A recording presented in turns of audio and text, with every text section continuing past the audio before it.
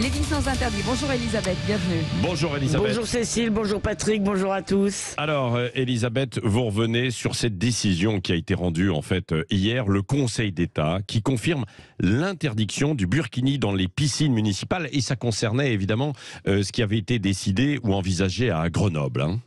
Oui, alors le Conseil d'État m'a déçu en bien, comme on dit en Suisse, parce que j'avais affirmé à ce micro qu'on pouvait toujours compter sur lui pour promouvoir le différentialisme islamiste, dont acte. Alors le nouveau règlement des piscines de Grenoble, qui avait été pris après la fameuse délibération du Conseil municipal le 16 mai, autorisant les tenues de bain couvrantes jusqu'à mi-cuisse, avait été suspendu par le tribunal administratif en référé, c'est-à-dire en urgence, et le juge des référés du Conseil d'État confirme donc cette suspension grâce à la loi séparatisme. Sinon, je pense pas qu'il aurait pris cette décision.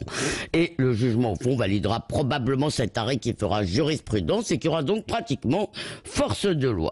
Alors la dérogation accordée par le nouveau règlement ne visait, a dit le Conseil, qu'à satisfaire une revendication religieuse d'une partie des usagers et elle entraînait donc une rupture de l'égalité de traitement, donc de l'obligation de neutralité du service public. Alors conformément à son ADN anglo-saxon, Amnesty International dénonce l'atteinte aux droits des femmes musulmanes et une loi discriminatoire, de quoi je me mêle.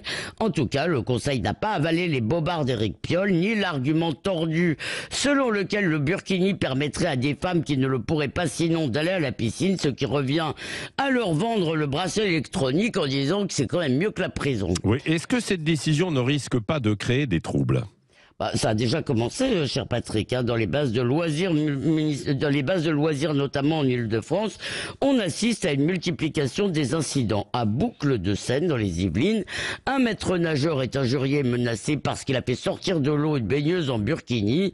Alors je vous cite par exemple un des messages qu'on lit sur les réseaux sociaux. On verra s'il fera la loi cet été quand tout le quartier va se pointer. Ces propos de racaille, ces menaces, ces intimidations qui peuvent de surcroît encourager quelques allumés à passer à l'acte prouvent qu'il ne faut pas céder.